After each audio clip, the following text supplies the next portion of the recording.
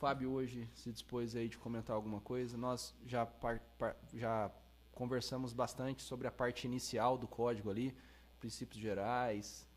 E aí nós decidimos então ir um pouco mais para frente, né? Participar de recurso. O Paul já também comentou sobre essa parte. Então a gente vai ficar um pouco aqui nessa parte mais do meio do código, né? Para ter um pouco de dinâmica no que a gente dispôs. Nós estávamos conversando, né, Fábio, sobre um tema que seria legal para falar. E eu vejo que dentro do código, na minha visão pelo menos, duas coisas eu vejo como de fundamental importância. É o advogado, o operador, aprender a fazer petição inicial, né? Uma petição inicial é de grande importância, mas fazer mesmo, aspectos fáticos, aspectos de direito, escrever bem, formatação, tudo, principalmente pelos requisitos novos lá que nós temos no código, né? Eu acho bem importante isso. E a cada dia mais eu vejo que uma das coisas mais complexas que existem é o pré-questionamento.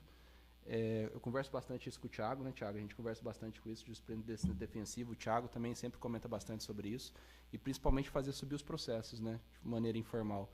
Eu vejo que isso não é para qualquer advogado, né? É uma questão bem complexa mesmo, ter os processos admitidos. Dá vontade de fazer festa no escritório quando é admitido, né? Verdade. Acho que o mês passado foi admitido um recurso extraordinário lá, igual criança, dá vontade de você sair para comemorar, né? E não deveria ser assim, né? Você deveria ser o contrário, né? ter uma previsibilidade que subiria ou não.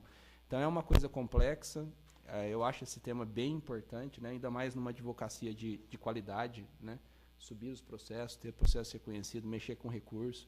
E aí eu vejo que fazer inicial e com esse tema que você vai lidar aí, que eu também estou estudando um pouco, tá? Então, manda ver aí. Boa tarde, pessoal. Boa tarde a todos. Gostaria de agradecer aqui a oportunidade que me foi dada pelo Bruno, pelo Thiago. Gostaria de pedir a vocês um pouco de paciência comigo, né? Vou tentar expor o tema do pré-questionamento da maneira mais prática, mais contemporânea, né? Porque tivemos uma mudança muito grande nesse instituto do pré-questionamento agora com o novo Código de Processo Civil. E por que houve essa mudança? O que aconteceu de diferente, né? O que está acontecendo agora com o pré-questionamento que pode mudar a maneira de atuar do advogado no processo civil? O Código novo, Código de Processo Civil novo, ele traz a ideia do direito processual constitucional. Né? O artigo 1º do Código de Processo Civil, ele fala em valores fundamentais da Constituição Federal, em interpretação do Código de Processo Civil com base na Constituição Federal. A Constituição Federal ela traz certos direitos e garantias que agora devem ser seguidos pelo Código de Processo Civil. A gente pode pensar, poxa, mas não era seguido? Não é bem assim, né? A gente pensa de uma maneira muito atual, mas existem muitos advogados que ainda estão aí na ativa com uma mentalidade do Código de Civil de 73, mas não do Código Civil de 73 que a gente usou por um tempo, né? Daquele Código Civil de 73 do início, né? Por que eu digo isso? Eu vou pegar um caso prático que aconteceu no estado do Rio de Janeiro, logo no início da vigência do Código de Processo Civil de 73. Né? Teve um caso de ação rescisória, e essa ação rescisória, a ação rescisória, tanto no Código Antigo quanto no Código Novo, uma das condições para que você ingresse com a ação, né, é o depósito inicial de 5% do valor da causa. Né? E eles aplicavam, em 73, no Rio de Janeiro, a literalidade da lei, inclusive para os casos de beneficiários de assistência judiciária gratuita. Para a gente parece uma coisa óbvia. Não se aplica. Né? Não se aplica esse requisito de 5% de depósito inicial para beneficiários de assistência judiciária gratuita. Hoje a gente não tem dúvida disso, né? Mas porque houve um desenvolvimento de uma mentalidade contemporânea, de acordo com um Código de Processo Civil, de acordo com uma legislação processual, voltada para essa questão constitucional de valores fundamentais, de direitos e garantias fundamentais. Outro exemplo que a gente pode dar Já no Código de Processo Civil atual, é a distribuição dinâmica do ônus da prova, né? Não se trata só de uma questão de hipossuficiência. As partes, mesmo em condições de igualdade econômica, financeira, ou em qualquer outro sentido, podem ter dificuldades para produzir determinadas provas. E essas provas, muitas vezes, podem ser de mais fácil produção pela outra parte. Então, por uma questão de paridade, porque, na verdade, o que se busca aqui não é o resultado pelo mais esperto. O que se busca dentro do processo, o objetivo do processo, como um todo, é a entrega do bem da vida a quem é de direito, né? Então, essa maneira de ver do novo Código é muito importante em diversos outros pontos, né? Por exemplo, como na questão das nulidades. O saneamento das nulidades, acho que no 276, 277, 280 do CPC, que fala do saneamento dessas nulidades, quando for possível o julgamento de mérito favorável a quem aquelas nulidades poderiam ser arguidas. A propósito, sobre a questão da ação rescisória, o novo Código ele prevê que, em caso de pessoas com assistência judiciária gratuita, ela não tem a necessidade de fazer o depósito inicial de 5%. Então, a gente teve uma mudança de mentalidade que foi acompanhada agora pela legislação. Então, a gente tem isso daí positivado dentro do ordenamento processual. Continuando nesse sentido de processo constitucional, processo civil constitucional, a gente acaba chegando no pré-questionamento. Algumas alterações que foram feitas com base nessa mentalidade nova que a gente tem acompanhado de acesso efetivo à justiça, de celeridade processual, de economia processual, né, elas foram aplicadas ao pré-questionamento, certo? É um tema espinhoso, é um tema complicado de se trabalhar dentro do processo, o pré-questionamento. Existem muitas vertentes para se trabalhar com ele.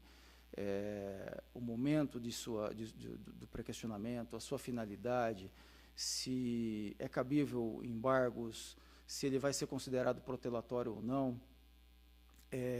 Ainda hoje existe uma questão mais doutrinária do que jurisprudencial, de que se diz que o embargo de declaração não serve para pré-questionamento. Não serve, porque não tem previsão constitucional, é só uma previsão jurisprudencial doutrinária. Então, tem gente que ainda acredita nisso, né? O pré-questionamento, como a gente conhece, ele surgiu no Common Law, em 1789, logo depois da independência dos Estados Unidos. Eles criaram uma lei, Act of Judiciary, e dentro dessa lei havia a previsão de um recurso chamado Writ of Error.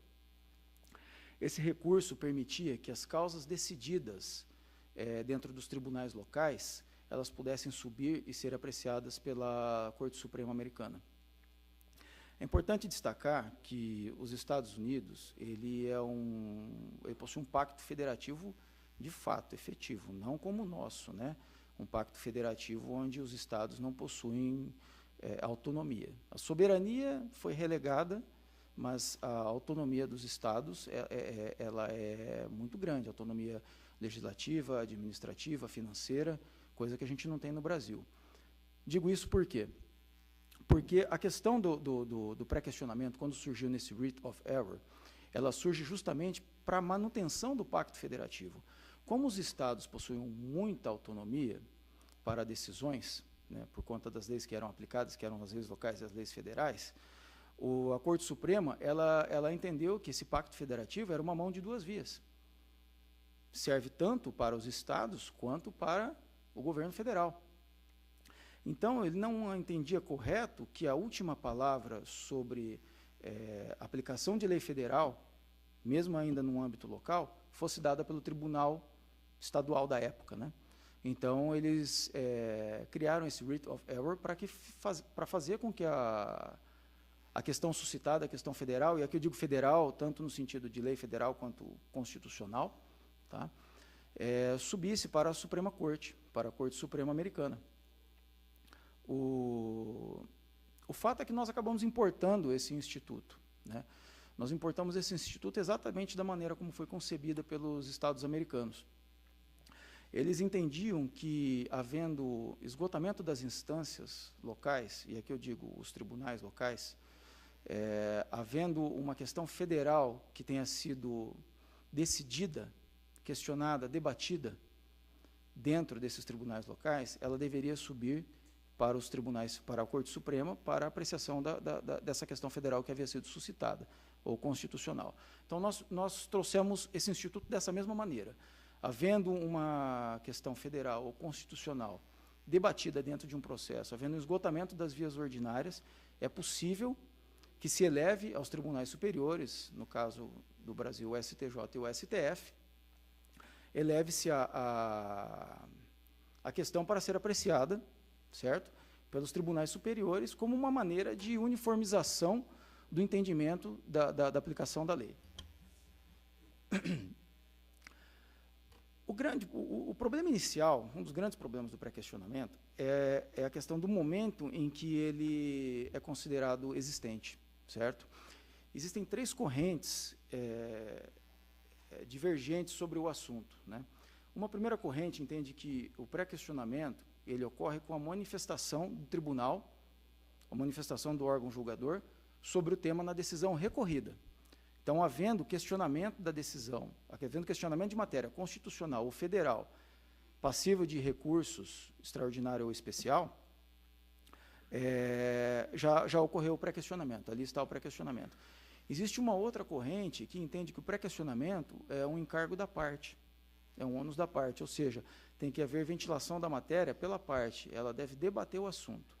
Isso independentemente da decisão recorrida constar a matéria lá dentro da própria decisão. O simples debate já seria suficiente. Existe uma outra corrente que define que o pré-questionamento ocorre com a soma das duas outras posições anteriores, ou seja, um prévio debate sobre o assunto e a existência da matéria suscitada na decisão recorrida. Tá? No Brasil, a gente vai encontrar decisões para todos os lados. Tá? Existem decisões para todos os lados. Inclusive, estava falando agora com o Tiago sobre uma questão dessa, né? Sobre o momento do pré-questionamento. O Tiago está com um caso muito parecido, onde a gente muitas vezes acha que o pré-questionamento ocorre no debate, não, perdão, ocorre na decisão, né? No momento da matéria suscitada na decisão, e dependendo da vontade, dependendo do entendimento do órgão julgador, ele vai te dizer que a questão tem que ser debatida pelas partes, né? Que acho que é o teu caso, né, que é do debate pelas partes, né? Então, na verdade, a jurisprudência ela nunca definiu o momento da ocorrência do pré-questionamento, e isso traz muita insegurança para nós advogados, para as partes, né, para uma uniformização de entendimento, né, para a criação de uma segurança jurídica sobre o assunto. Nesse sentido, o Código de Processo Civil ele inovou bem, ele conseguiu trazer um acerto nessa questão. Ele praticamente definiu como deve ser o agir sobre o pré-questionamento, tanto da parte do advogado quanto da parte dos tribunais. Mas isso a gente vai ver daqui a pouco. A gente ainda está falando do pré-questionamento como um instituto, para poder entender quais foram as diferenças que ocorreram desde a sua criação até a utilização pelo direito brasileiro, né, para a gente entender o que foi que mudou em relação ao novo Código de Processo Civil no que se refere ao pré-questionamento. A finalidade do pré-questionamento, além da suscitação da matéria, né, que é objeto de recurso perante o STJ ou o STF, ela vai além. Estava conversando outro dia com um advogado amigo meu, Flávio, que está aqui presente, sobre a questão da supressão de instância nos julgamentos quando não há o pré-questionamento, né? Muitas vezes a gente acha que o pré-questionamento é só uma questão de jurisprudência defensiva. Também é, isso não tem como negar. Mas o Instituto, na sua teoria, na sua tese fundamental, não foi assim concebido, certo? Isso eu acredito que é uma maneira que os nossos tribunais encontraram de diminuir a quantidade de processos que chegam até ele, né? independente de ser o recurso utilizado da maneira correta ou não, é o que acontece, dentre outros motivos, né? Mas a verdade é que a finalidade do pré-questionamento, inicialmente, é evitar a supressão de instância, né? É como se eu pegasse um caso local, entre particulares, no município de Londrina, e peticionasse direto para os ministros em Brasília. É inconcebível, é um desrespeito às outras, aos outros jurisdicionados, certo? E realmente não há razão de ser, né? A supressão de instância deve ser combatida e o pré-questionamento é uma dessas maneiras, né? A outra questão que se põe como finalidade é a manutenção da ordem constitucional e do sistema jurídico, do sistema jurídico vigente no Brasil, justamente por conta dessa supressão de instância, né? Com licença.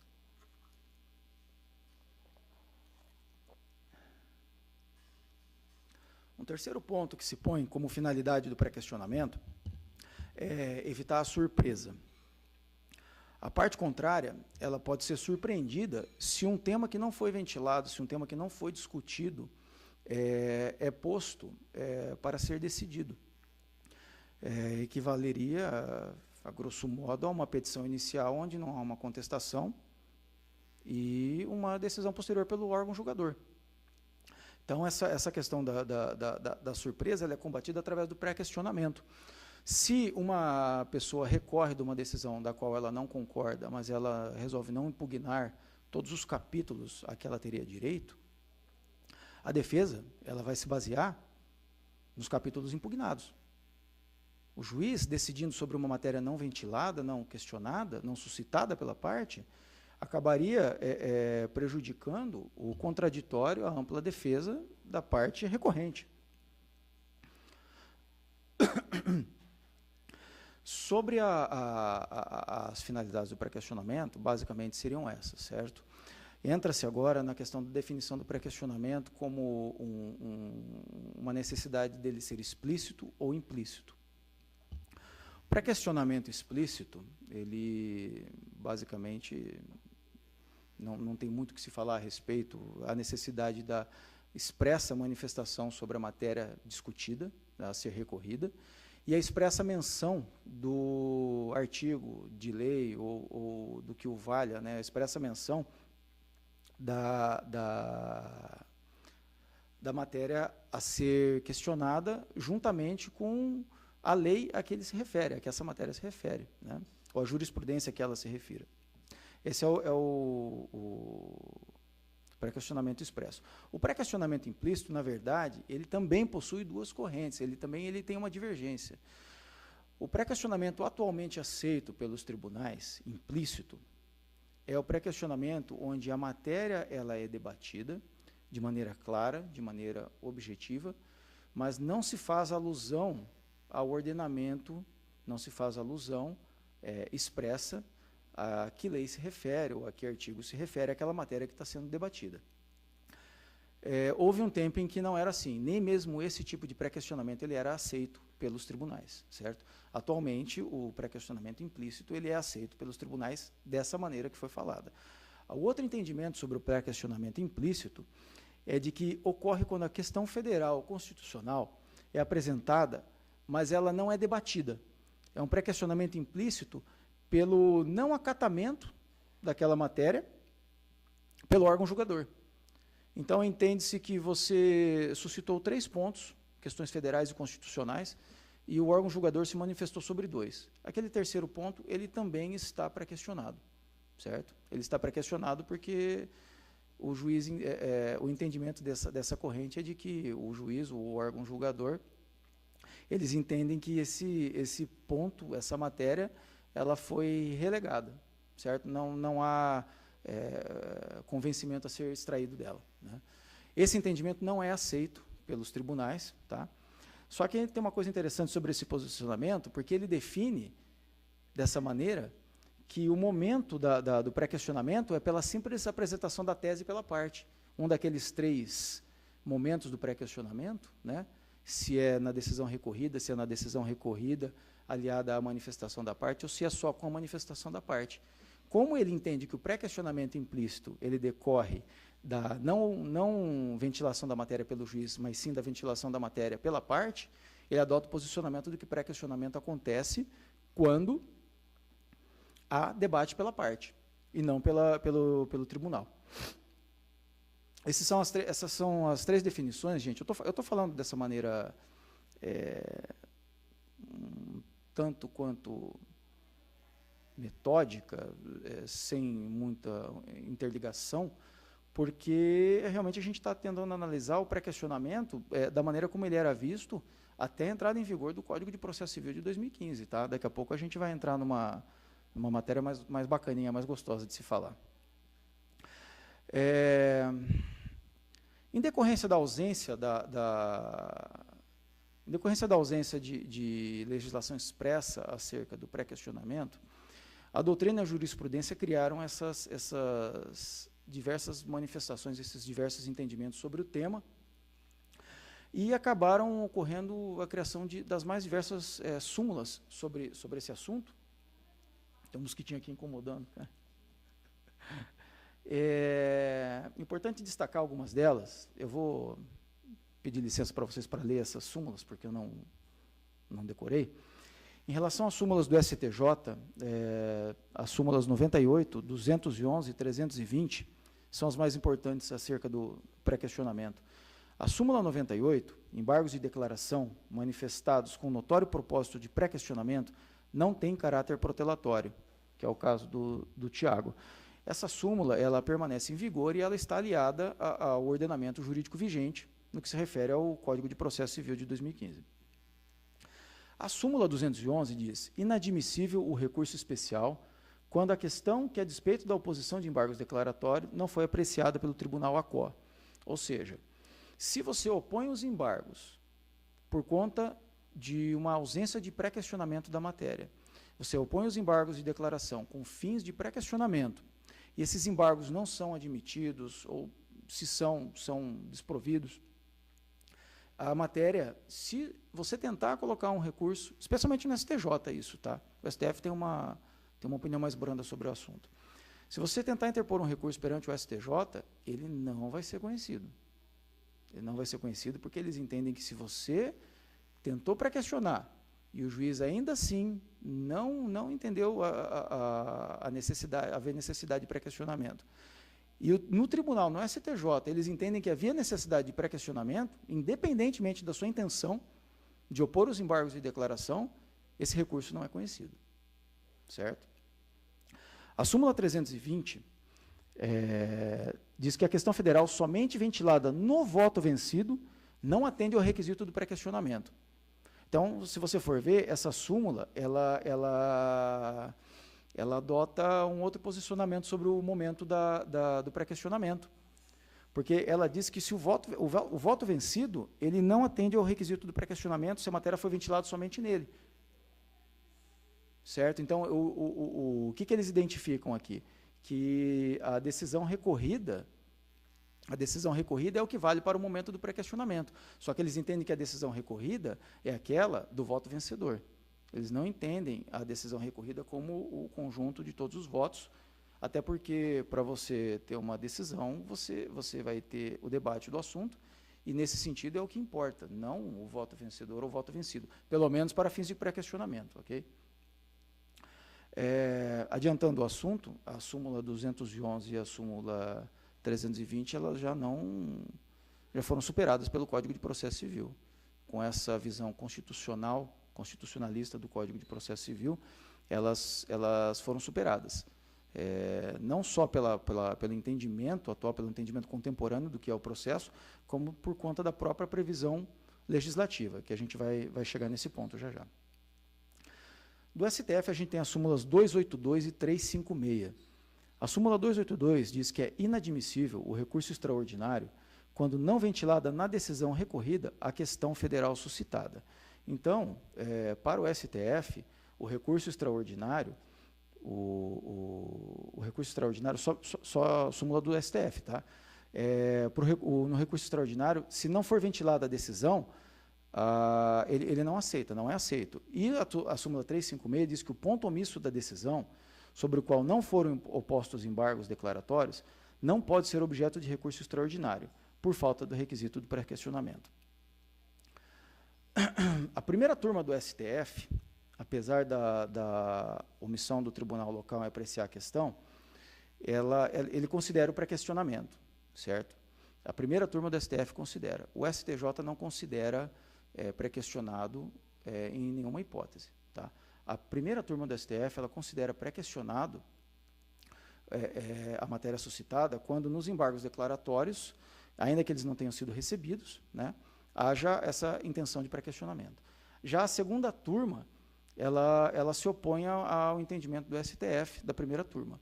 Então, a gente tem aí, dentro de um próprio tribunal, do mesmo tribunal, dois entendimentos díspares. Né?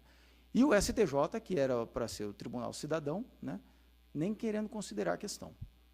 Então, é nesse ponto que se encontrava o tema do pré-questionamento até a entrada em vigor do Código de Processo Civil, de 2015. Com a entrada do Código de Processo Civil, com a entrada em vigor desse nosso novo código, o pré-questionamento ainda está muito atrelado aos embargos de declaração. Eles ainda são considerados o meio adequado para ventilar a matéria não apreciada pelo órgão julgador, quando for necessário para a interposição de recursos, especial e extraordinário. O ponto aqui, eu transcrevi aqui o artigo 1025 do Código de Processo Civil, que, no meu entendimento, é o artigo mais importante acerca do pré-questionamento, o 1025 e o 1026, acerca do pré-questionamento, porque ele rebate de pronto a súmula 211 do STJ, né, e elimina uma grande quantidade de dores de cabeça que os advogados tinham para interpor os embargos de declaração com esse específico fim.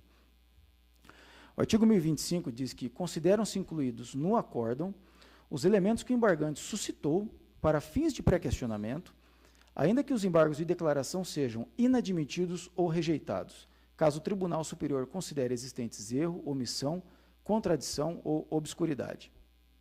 A Constituição Federal ela não traz definição de pré-questionamento. Tá? Ela se extrai da análise dos artigos atinentes ao recurso especial extraordinário, o 102 e o 105. Ela é uma condição é um requisito de admissibilidade, uma condição necessária para a interposição de tais recursos. Certo? Porém, como a Constituição fala em causa decidida, e o artigo 1025 fala em matéria não decidida, imagina-se aí talvez aí uma válvula de escape. Aí eu acho que a gente estaria trabalhando com aquela questão do pré-questionamento como matéria de jurisprudência defensiva. Então, eu vislumbro aí alguma coisa nesse sentido, tá? Porque a Constituição fala em causa decidida e o CPC fala em matéria não decidida. Né? Matéria não decidida que vai se tornar objeto de pré-questionamento, desde que, se o Tribunal Superior, o STJ ou o STF, entenderem que o recurso deve ser conhecido e que havia omissão a ser suprida, essa matéria que não foi ventilada, ainda que você tenha interposto os embargos declaratórios, ela será considerada pré-questionada. Esse é o chamado pré-questionamento ficto, que estava lá no artigo que foi mandado pelo WhatsApp. Né? Então, a súmula 211, ela restou superada, certo? E, ainda assim, eu acho que nós teremos problemas com isso daqui por conta da jurisprudência defensiva, que muitas vezes é criada pelos tribunais superiores, certo? Esse pré-questionamento ficto é suficiente para que a matéria ela seja considerada pré-questionada. Ele não se confunde com o pré-questionamento implícito que a gente falou agora há pouco. Tá? No pré-questionamento implícito, há debate sobre a matéria, não há menção expressa ao artigo de lei, ou à legislação, ou à jurisprudência de que se trata, mas a matéria ela é claramente debatida. Aqui, no caso, é uma ficção, não há um debate da matéria. Ela é considerada debatida pela simples interposição de embargos. É importante deixar isso bem claro, para quem gosta de trabalhar de uma maneira bem técnica, bem limpa, né? Não apresentar uma semântica equivocada numa petição. ponto importante é sobre a questão de pré-questionamento e voto vencido, que é tema de uma das súmulas do STJ. O Código de Processo Civil, peço vênia novamente, para ler o artigo 941, ele informa que, proferidos os votos, o presidente anunciará, perdão, não, o 941, proferidos os votos, o presidente anunciará o resultado do julgamento, e, se vencido o relator, o autor do primeiro voto vencedor é que irá redigir. Aí o parágrafo 3º diz: o voto vencido será necessariamente declarado e considerado parte integrante do acórdão para todos os fins legais, inclusive de pré-questionamento. Então, aqui a gente tem superada a súmula 320 do STJ, que falava exatamente o oposto, ela era diametralmente oposta ao que determina o Código de Processo Civil. Então, a gente está vendo aqui a visão constitucional que o Código tentou empregar ao Instituto do Pré-questionamento. Ok?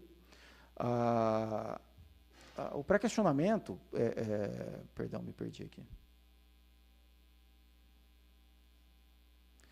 O pré-questionamento, no caso do voto vencido, ele agora é obrigatório. A simples juntada do voto vencido já é motivo de pré-questionamento, certo? É uma das hipóteses que eu imagino onde você não terá, se o voto vencido contiver a matéria suscitada para interposição de recurso especial ou extraordinário, é uma das hipóteses que eu imagino assim que por falta de outra palavra que me vem à memória, é uma das situações mais fáceis aqui de você provar o pré-questionamento no novo Código de Processo Civil. Tá? Só que também é uma situação especificíssima, né? É uma situação que, se acontecer, você já tem o pré-questionamento como considerado. Certo? Outro ponto que é importante destacar na questão do pré-questionamento é a impossibilidade de multa por embargos, né, com o fim de pré-questionamento. Permanece em vigor ainda a súmula 98 da STJ, onde ela informa que os embargos declaratórios com fim de pré-questionamento não possuem caráter protelatório. Essa súmula ela não está superada, ela continua vigindo normalmente. Tá? Inclusive, o artigo 1026, parágrafo 2º e parágrafo 3º, dizem que os embargos declaratórios são passíveis de multa. Em caso de reiteração de conduta, a multa é aplicada num valor maior, e se houver novamente uma questão de embargos considerados protelatórios, não serão admitidos novos embargos de declaração. Particularmente, eu acho uma punição tanto quanto exacerbada. Eu acredito que seria melhor manter a multa num patamar um pouco mais elevado, mas, às vezes, você tem razão na terceira vez, né?